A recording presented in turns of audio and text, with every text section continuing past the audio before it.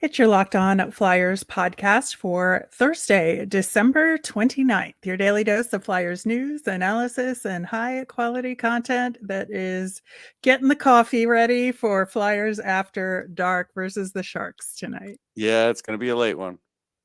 All right. We will be talking about that and Carter Hart update and more World Juniors all on today's show. You're Locked On Flyers, your daily podcast on the Philadelphia Flyers. Part of the Locked On Podcast Network, your team every day.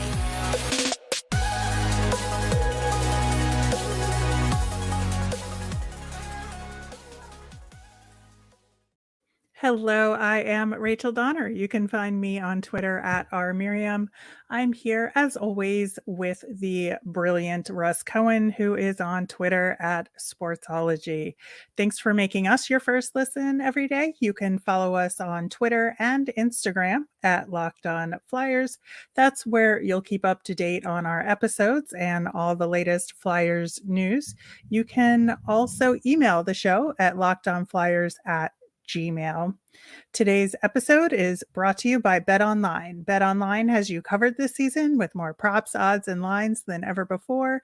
BetOnline, where the game starts.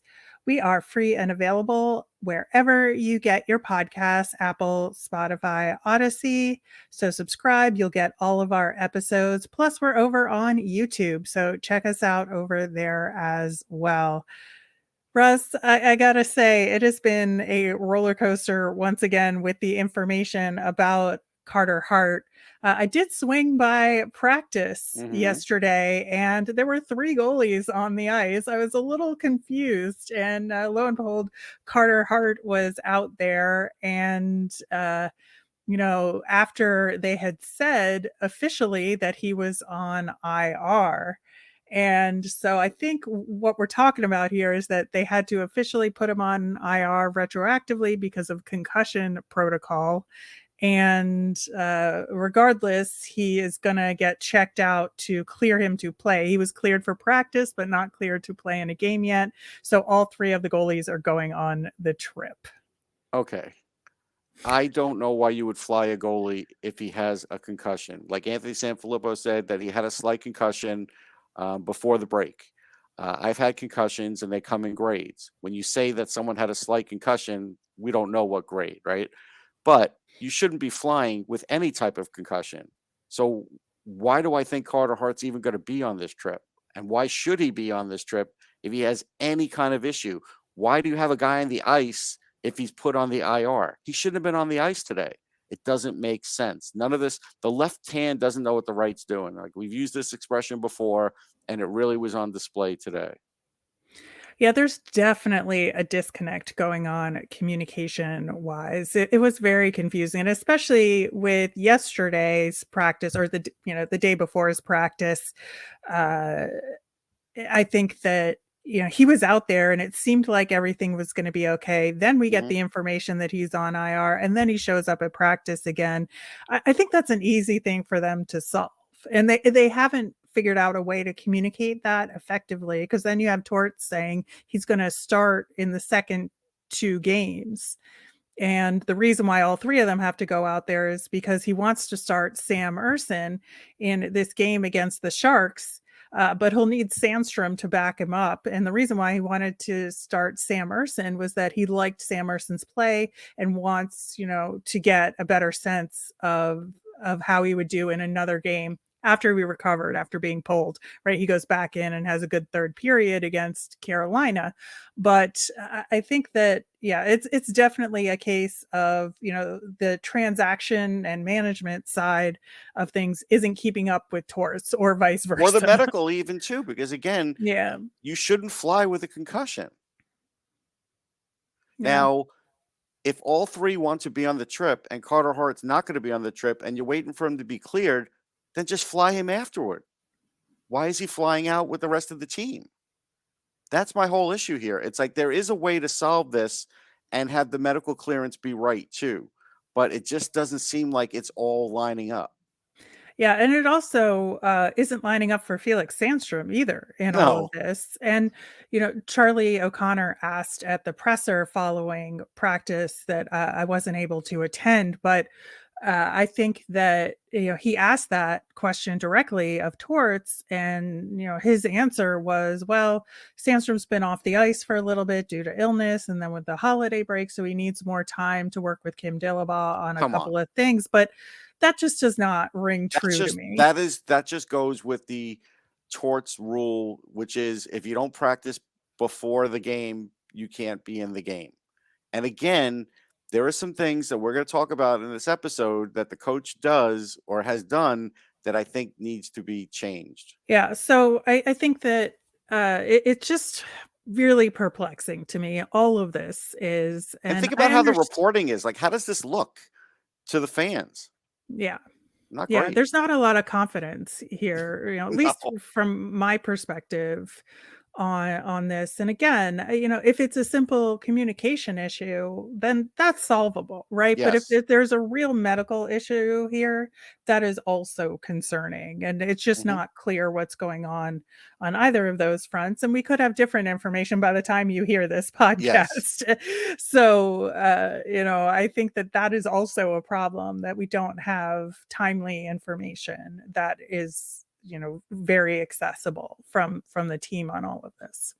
So aside from that, one thing that I thought was interesting that Tortorella had to say in talking about Cam York is that he sees him as a rover out there with huge potential. And I think that's a good sign because, when we saw him in practice, they were rotating the defensive pairings. I think Torts really wants to mix things up, but York had some time with Provorov. Mhm. So he could be seeing some top defensive pairing time in at least one of these games coming up. I couldn't disagree more with the coach that he's a rover. Like Tony DeAngelo is an actual rover because he can't play defense. Like that is your ideal rover. Cam York can play defense. Cam York has never been a super high octane offensive defenseman, and his shot right now is not the best. You see, it's not really accurate at the moment. So I get that he sees offensive potential, but I also get that the coach is kind of using him because he doesn't have anybody else for that role, which I don't think is great for development. Yeah, I mean, I think it remains to be seen, but I do think that York has a lot of potential to be a high-end defenseman in the organization. I just don't know if that role is the right one for Yeah, him. I don't think it is. I mean, I've never seen him do it through all of his years going back to, the program, Michigan. Nobody's ever used him that way. Now he's going to get used that way. To me, if you're going to use a guy that way, you really have to have an amazing offensive game. He's not there yet. He's not even close to that yet. No, I think he does have the potential to really start quarterbacking the power play a little bit more than he Sure, has I been, mean, but that's that's a fine. different aspect of Yes. the I defensive have no game. problem with that. Yeah, so I think that's the middle ground here, is like, let's give him more power play time and see how he does. Okay, then just say that. That's what he Yeah, should have said. well, that's what I'm saying. No, I agree with you. I'm not arguing with you. All right, and the other interesting thing at practice was they were doing some special teams work. I think some specific penalty kill work where they were using sawed off sticks, where there was a micro blade on the stick for the PK unit, and where it was like taped off, so there was maybe just a few inches of the Right. blade there. And obviously it was to practice some additional timing and getting your sticks in the way more effectively. But, I'm not sure what that does for these particular PK units. Yeah, I'm just gonna roll my eyes. I am. I mean, again, is he trying to he has to look at this team and this game and not look at it from a perspective that everything I've ever done before is going to work with these guys because it's not. And some of it is clearly not working. And and so you would hope that maybe he would curtail some of that. Now you said that they worked on the power play. I don't know for how long. It probably wasn't long enough based on where they're ranked, but okay. And the PK does need work. But again, can't you just work on the structure of the PK rather than doing this ancient, old kind of drill that may not give you any real results? It might with some veterans, but I don't know if it's going to with younger players. Like I just look at it and just think to myself, it's not the best way to do it. Yeah, I mean, they could have been working on the structure at the same time. And so, focusing on positioning themselves versus their stick, there's a lot to it with that particular drill. But I do think that, the power play is obviously the side that needs the more work. And they were getting, incidental work on that drill because But the not PK. enough. Right. Well, but the PK unit is out there practicing and the power play unit has to go up against it. Right. So, Mhm. I think that there is, a decent amount of work there being done. But again, we'll see if they change anything in these upcoming games starting tonight. All right. Well, we are going to preview tonight's matchup against the Sharks, and I will be joining JD Young from Locked On Sharks to do that. And we will be getting to that coming up next. Today's episode is brought to you by BetOnline. BetOnline.net is your number one source for sports betting info, stats, news, and analysis. You can get the latest odds and trends for every professional and amateur league out there, from football to basketball, soccer, esports, and of course the NHL. We've got it all at BetOnline.net. And if you love sports podcasts like ours, you can find those at BetOnline as well. We're always the fastest and easiest way to get your betting fix. Head to the website today or use your mobile device to learn more. Bet online, where the game starts. And Rachel, it's been a while. Last time I think we talked was after Martin Jones joined the Flyers. So it's been a little bit. How was that, Martin Jones? What a guy. Honestly, no, in all sincerity, what a guy. Yes. He did some real good work for the Flyers there. Lets in one soft goal every other game. But other than that, was pretty reliable as a backup. So thank you, sir, He's for your been killing service. it in Kraken terror land right now. Yeah. It's kind of crazy. I'm glad that he found his game, and sometimes you know how it is where teams and players, sometimes everyone needs a fresh start. So good to see him doing well in Seattle. But yeah, the Flyers, the bounce back everybody needs is in Philadelphia. So Rachel, how are you doing? Again, I know it's been a while. We're both very teams that are kind of similar, but not similar. Similar in the standings, but very different styles of play. So let's go ahead and get started with the Flyers. And Sharks Flyers played early in the season. Sharks won 3-0, but the Sharks have actually been relatively healthy, especially when you look at their big names, right? Erik Karlsson, knock on wood, hasn't missed a game yet. Hurdle, the only 2 games he missed was because of suspension.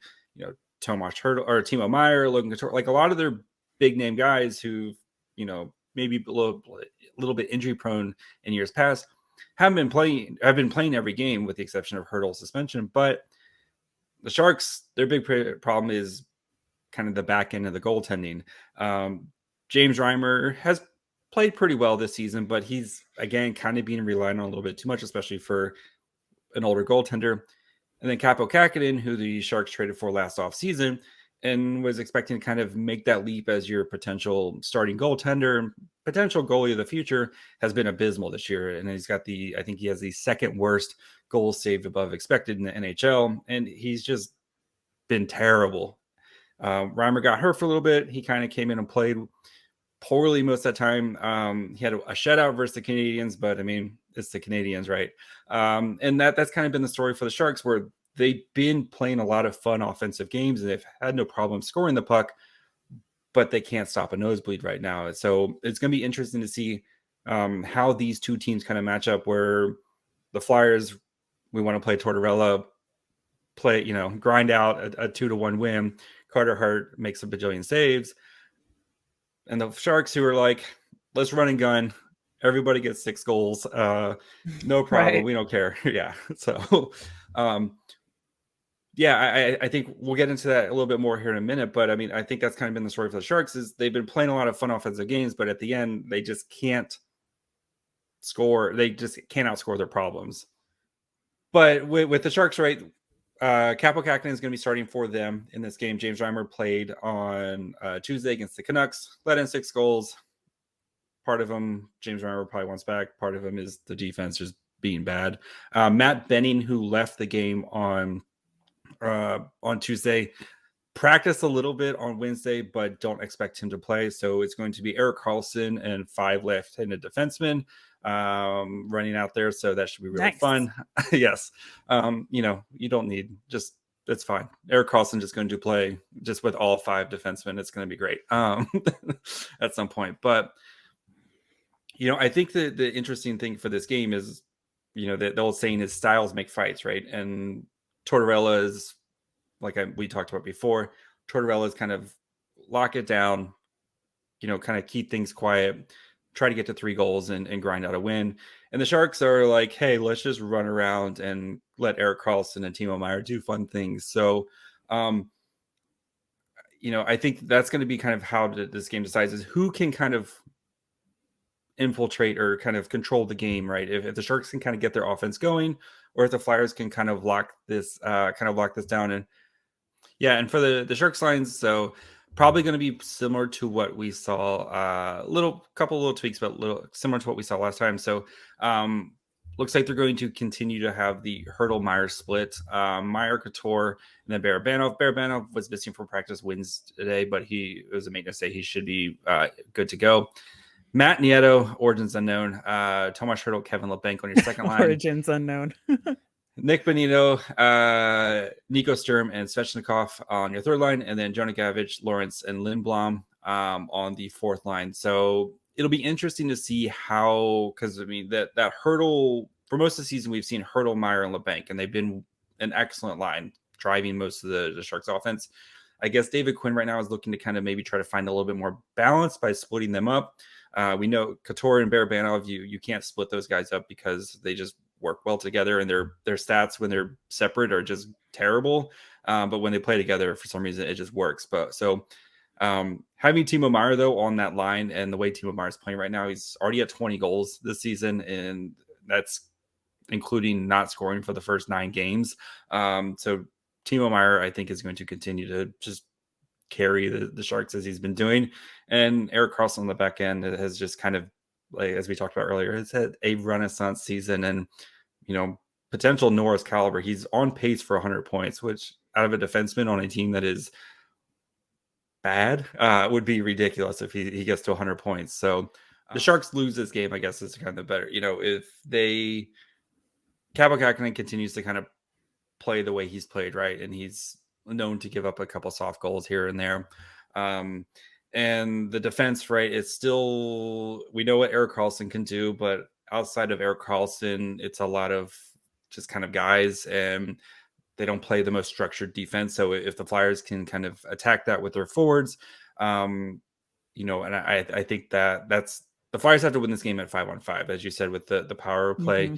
The Sharks penalty kill is second in the league, and then the Sharks power play is 14th in the league at 22%. And that's, I don't think even that number does the Sharks power play justice, because of the way they started this season on the road and learning a new system. The power play took a little bit to get clicking, but now with Karlsson and kind of running the power play and Timo Meier being the biggest beneficiary, the power play has been a huge weapon for the Sharks. And if the Flyers penalty kill is as dreadful as you say it is, that could be a big problem for the Flyers. So kind of turning that into how the Sharks win this game. Kaapo Kähkönen, I think you can maybe get into a track meet with the Flyers, just because I don't think the goalie matchup here is anything super stellar. So if Kaapo Kähkönen does give up a couple soft ones, I think the Sharks can potentially make up for that, and especially the way the Timo Meier is playing right now. And he kind of has a thing with the Flyers where he scores a lot on the Flyers, right? He had his first career hat trick against the Flyers. Timo Meier scored also in his past 5 games right now. Erik Karlsson's on a 10-game point streak. And I think they keep it going. Unfortunately for you, Rachel. Unfortunately for us in the Tankathon standings, though, it's good for you in the tank, but bad for us. But I think the Sharks offense is going to be a little bit too much for the Flyers. I think the Flyers do find plenty of offense in this game, but I think the Sharks just have a little bit more in the forward department, a little bit more scoring. And the way Timo and Karlsson are playing right now, I don't know if there's anybody who can stop those two right now. Yeah. Speaking of the offensive side for the Sharks, how's our old friend Oscar Lindblom doing? We miss him. I know it's been tough. I was really excited about Oscar Lindblom signing because before he got cancer, I thought he was on his way to being like somebody special, like a top six, potentially top line guy, right? Mhm. Potential 30 goal scorer, like on type of career season guy. And then he just hasn't really been able to find his game, unfortunately, with the Sharks. I think he's been healthy scratched twice, and he's been kind of teetering on that, like being healthy scratched, but still playing type of thing because of a couple injuries here and there. But yeah, it's been a little bit rough for him in his first season in San Jose, and I think he's still trying to kind of figure out where he fits in with the Sharks right now. I thought he was going to kind of slide in on that second line with Couture and Barabanov. It's kind of been a rotating. We've had Matt Nieto, Nick Bonino. Not like it's a bunch of household names there. I thought Lindblom would eventually win that spot, and he just hasn't been able to kind of rise up out of there. So he's been playing mostly fourth line minutes, and he scored a couple of games ago, finally got his first goal, but hasn't been the season I think everybody's been anticipating from Lindblom, unfortunately. Yeah, God, I feel so bad. Yeah, it's one of those stories where you're gonna look back. It's like if he didn't get sick, just how good he could have been, So Yeah. unfortunately. So Rachel, before we leave, who do you have winning? I'm gonna say the Sharks, but I think it's gonna be something like 5-4 or 4-3. Yeah, Sharks don't. Yeah, they don't. We are under. You always bet the over with Sharks games because it's just always like that. Yeah, I got the Sharks winning. I think it's 5-4. I think, like I said, I think the Flyers find some offense in this game, which is good. Especially on this road trip, help find some offense for them. The Yeah. Sharks will awfully definitely cure whatever ails your scoring woes. But yeah, I think the Sharks just have. I think the way, like I said, Timo's playing right now, and the way Karlsson's playing right now, I think it's just a little bit too much for the Flyers. If Hart was playing, I might lean Flyers in this game, but yeah, and unfortunately, I think those two guys are just a little bit too much for anybody right now. So. And now, an important message from the National Highway Traffic Safety Administration. You're hanging out with some friends and putting back a few drinks. A few becomes a few too many. As the evening comes to an end and people start to head out, you think of calling for a ride. Nah, you live nearby. You can make it home okay. It's no big deal. What are the odds you'll get pulled over anyway? And even so, what's the worst that could happen? Your insurance goes up, you lose your license, you lose your job, you total your car, you kill someone. Everyone knows about the risks of driving drunk. The results are tragic and often deadly. However, that still doesn't stop everyone from getting behind the wheel while under the influence. That's why police officers are out there right now looking for impaired drivers on our roads to save lives. So if you're okay to drive after a few drinks, if you think you're okay to drive after a few drinks, think again. Play it safe and plan ahead to get a ride. It only takes one mistake to change your life or someone else's forever. Drive sober or get pulled over. So catching up on World Juniors, we weren't able to record this before the end of the USA game, so we'll talk about Cutter Gauthier on tomorrow's show. But we did get to see Brian Zanetti and Team Switzerland in a second game against Latvia, and that was one of the most fun games. I got to say, it started off slow, but it got really intense very quickly. And Brian Zanetti, I would say, had a pretty decent game overall. Again, just defensively, he's so smart. His positioning is smart. He was on the ice for the go-ahead goal for Latvia late in the second period. Switzerland eventually tied it up later in the game, but that was on the penalty kill. And I would say he's maybe slightly responsible, but not entirely for that goal. Yeah, I mean, he plays a horde of minutes. So, like, again, there's going to be times where he's on the ice for goals. There's just no way around it. It was a fun game. The Latvians really did give it all they had. The shootout went way too long. Like, it's just like, please have some shootout 7 rounds here. Like, it's just too much.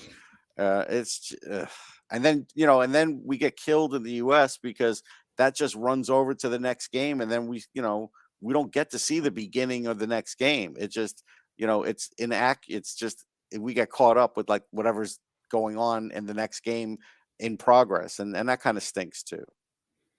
Yeah, and the Canadian TSN broadcast, you can log on and watch it streaming, right? Yeah. If you want to switch over to the other game, but on NHL Network, they stick with the game until it's over. Yeah, So that is unfortunate. But it is. yeah, and Zanetti also got an assist Mhm. on the first goal in the game. That was his first point of the tournament. Like you said, 20 minutes time on ice, pretty hefty usage, drew a penalty. So I think he's really, a huge contributor to that Switzerland team. They're now 2-0 in the tournament, lo and behold. Yeah, I'm really pleased with the way he looks. And again, I always tell people it doesn't matter what round you get picked in, because once you're picked, you get treated, or you should get treated, like every other prospect. And you never know where, a star is going to happen. And I don't think he's going to be a star, but I do think he could be an NHLer. And so based on where he was picked, that's, that could be a really good pick. So again, you like the progression. Any kind of international play like this is always good for a player. Yep. It's been a fun tournament so far. Otherwise, I think the Czechs are obviously dominating the stats so far because they have 14 goals in 2 games. But yeah, Which I should I have think taken somebody from my fantasy league, because someone asked me to be in one, and I didn't. I should have taken Erik Karlsson, because I know that he's a tremendous scorer. I did want to say something about Stanislav Svozil, though. I in his draft year, I had him ranked as a first rounder, and he went in the 3rd round to Columbus. And again, this is why I do rankings, because I keep them up there. Like, you could rip me on my rankings anytime you like, but drafts are interesting because, again, I know people like to show the consolidated rankings of a player, and sometimes a player just happens to drop in a draft. There may be one thing that teams don't like. They get a book on the guy, and all of a sudden he drops. Well, you look at this player now, and you tell me he doesn't look better than what was a 3rd rounder. He looks terrific on the power play. He's having a great year with the Regina Pats offensively. You tell me what he's not doing there, So maybe he's just developed at the right time. That's, that does happen, and good for Columbus to finally take him, because he could be a second pairing defenseman in the NHL someday. So he's fun to watch. Jiricek looks great. I'm going to still say Jiricek should have gone second. I'll just stand by that. I'll die on that hill for a long time. Yeah, I think, other than that, I watched the Germany-Sweden game, and Germany played, matched up with Sweden really well. Like, they did. clearly prepped for that game really, really nicely. They only lost 1-0. Like, to hold Sweden to 1 goal in that game was really impressive. I thought Kopp was really excellent in net for that team. And I would look to them to just be another team to follow in this tournament. Yeah, the Heigl twins are fun to watch. Anytime you have twins, there's always an intrigue there, right? And look, they're both in junior hockey in Germany, so who knows if they ever play here. They may not. If they did, it would have to be like maybe when they're 25 or something. But in this kind of tournament, you get things like this, these anomalies almost, and they're fun. I mean, look how far Germany's come. The thing about this tournament is, and the reason why there can be so many upsets, is because teams have figured out how to play defense. Sweden had 5 guys, not Sweden, Switzerland will play 5 guys back sometimes. And you got to break through that. There's no way to get through the neutral zone when they do that. Right. I mean, it's really hard. You have to do a dump and chase, and you got to get past them. Like, it's the only way. And, and a team like Germany, they have, great disruption on their defense, and they have good goaltending. That program's come a long, long way in the last 5 years. So, I just look at it and I say, wow, these teams, a 1-0 loss to Sweden is a great game. Like, that's a great game, considering the talent. I was very impressed. Lots more to come with World Juniors as the tournament progresses. Again, we'll talk more about Team USA and Team Canada on tomorrow's show, as we'll have more games in the books for those teams. That'll do it for today, and we will be back for the Friday show to recap the Sharks game. We'll talk about the Flyers versus Kings over the weekend and more World Juniors talk. As a reminder, we always want to hear from you, so send your mailbag questions in via Twitter at Locked On Flyers, or you can email us at lockedonflyers@gmail.com. I'm Rachel. I'm on Twitter at rmiriam. That's RMIRIAM. I'm Russ. I'm at Sportsology, SPORTSOLOGY. Thanks for making Locked On Flyers your first listen. Now make Locked On Sports Today your second listen. Peter Bukowski brings you the biggest stories from around the sports world in 20 minutes.